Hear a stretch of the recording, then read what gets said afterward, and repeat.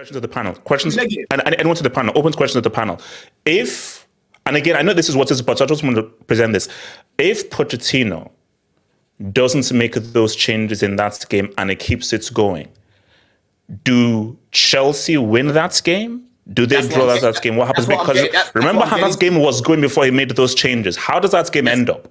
Havoc, that's what I'm getting into. That's what I'm getting into. Like, in terms of the second half, bro, the guy froze. Yeah, I know Palmer was tired. Sterling might have potentially been tired, but that's where you go like for like, bro. Yeah, if you looked at Palmer's face, he did kind of look a little bit. Palmer was the energy was gone and whatnot. Yeah, but what it is, you go like for like at that point, and then you bring on Chalobah towards the end of the game. But what he did, he went too negative way too early, bro. You know, bring on Cassidy and Chalobah. Hold on, the game forced himself upon him. Hold on. Let them finish, then we'll jump in. Yeah, then you can jump in. Yeah, he went negative a little bit too early because at that point, Man City was still creating chances the way that we were. But what it was, we were still dangerous, bro. We were still attacking them and we were playing our game. But what he did by making those subs, he took everything away from us and said, "Yeah, just sit back and keep attacking us." And like I said in my fan cam, bro, when I came on the other day, there's only so long you can do that against Man City, bro. Because in the second half, I was seeing them in our box a lot more than the first half. They were actually getting there with a lot more attacking intent. And the big reason why is because we dropped back as a team and we had no creative outlet. We had no Palmer.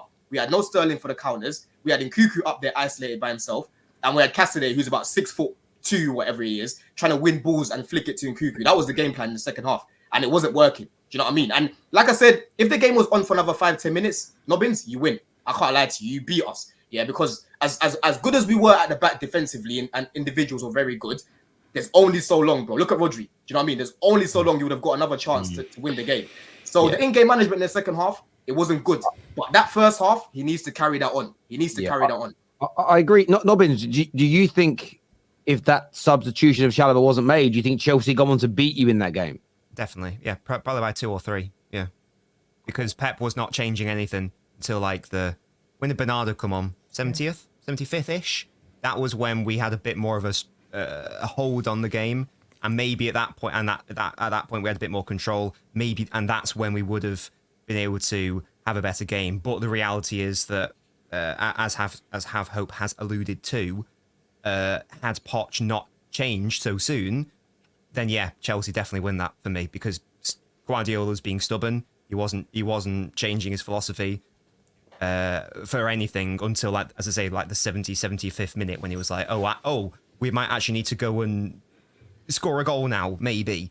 But yeah, it was too little, too late from a City perspective. But why are we acting like Chelsea could have easily been 2-0 up in the first half? Like, I think Pochettino at that point, he knows his team. He knows they're not going to be able to go on and score another goal because they've had a plethora of chances.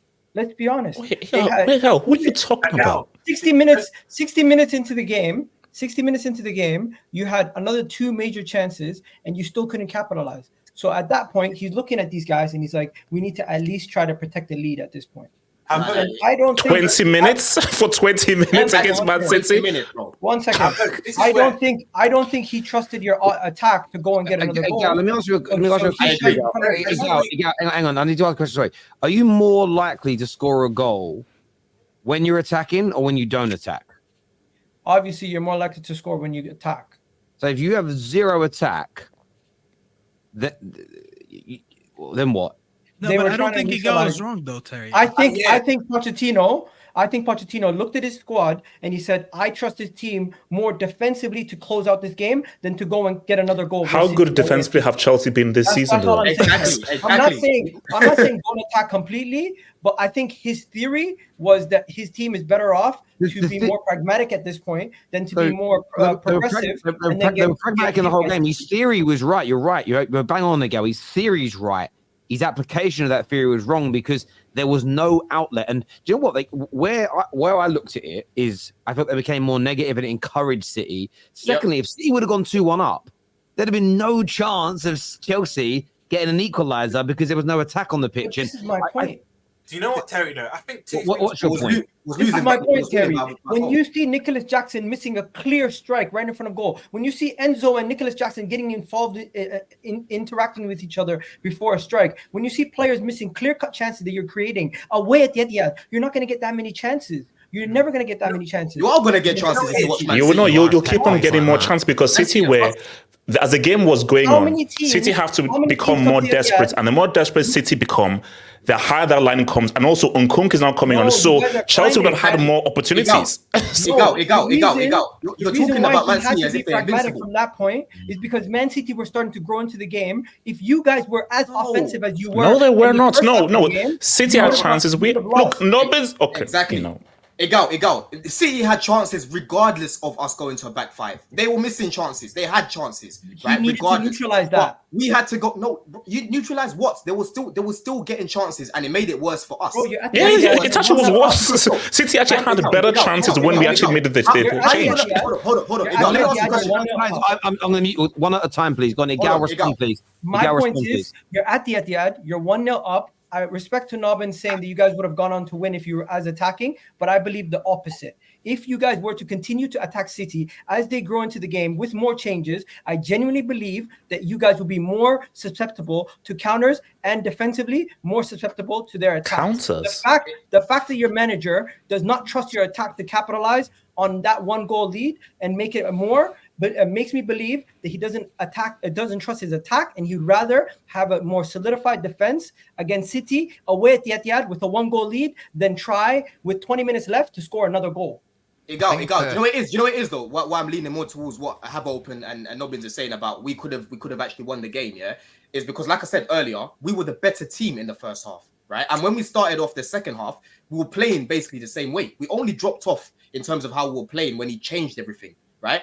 I would understand what you're saying if maybe it was 2 goals up and you've got 2 goals to protect. We only had a goal to protect and we had 20 minutes away from home. You've already said it, no one goes to the Etihad and makes it look like they're home. We in that first half, Nobbins will tell you and literally sit here, and say, listen, Chelsea were the better team, and that was us playing away from home. Away from home, we've been shocking, bro. We've been shocking. What it is, Poch he bottled it and he wasn't brave enough. And that's the theme of him all season. He has not been brave enough, and he should have played his game. I'd rather lose the game playing our game instead of going out like that. No. It's true, no. It's true.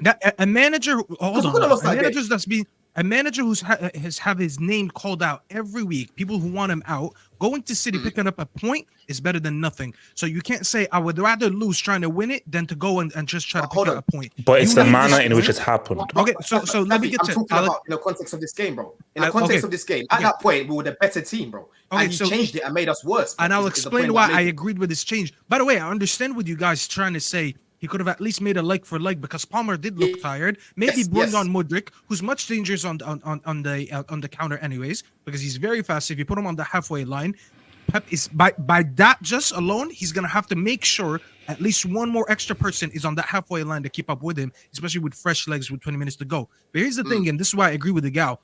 The last chance that you guys had dangers in that half was when Enzo and Nico Jackson got in each other's way. Remember when Gusto crossed it and all that bullshit happened? That was before the change. Your second half, you actually didn't have a lot of chances. And that's the thing. When Poch is looking at this game, if he kept getting the chances that he got in the first half at the same ratio, at least, if not more, I would understand and be like, wow, you're actually creating chances. At least, listen, if it's one chance every 10 minutes, I will still say that's good enough. But you weren't doing that. Your defense was too exhausted. My biggest issue actually is not you converting these chances. My biggest issue is that every time you guys won the ball, you gave it up too easy. That defense by 70 minutes, listen, it says 70 minutes on the clock, but the way they were playing, that was over 90 minutes for them because they've been exhausted. Someone like Disasi never had time to breathe. Someone like Kowo never had time to breathe. You guys were on the back foot for large majorities of this game. And if this manager doesn't try to bring in someone else with fresh legs to help him out defend, you would concede a goal. You conceded a goal from Reggie, don't get me wrong, but he had to do the right thing, which is help the defense.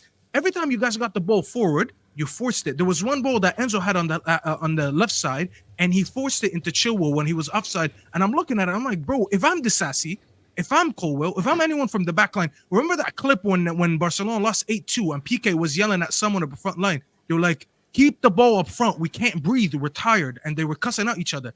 That's what Disasi would have felt yesterday because he's defending, or 2 days ago, because they were defending so much. If you still had chances, I would change the personnel. Cole Palmer was not doing anything. He was gassed, and you guys were not going on the counter. At this point, 1-0, less than 20 minutes left. I need to help my defense. My defense is struggling. They've been perfect so far, but they're running out of legs. They're running out of breath. And the right thing to do is to do that. Unfortunately, now that they conceded a goal, you can look at it in hindsight, be like, you know what, you made the wrong decision. But if you would have seen the game out, you'd have been like, you know what, brilliant, because he brought in extra legs to defend. That's all it is, bro. That's unfortunately that's how football is. I could feel City scoring. I don't know about you guys. I could feel them scoring, man.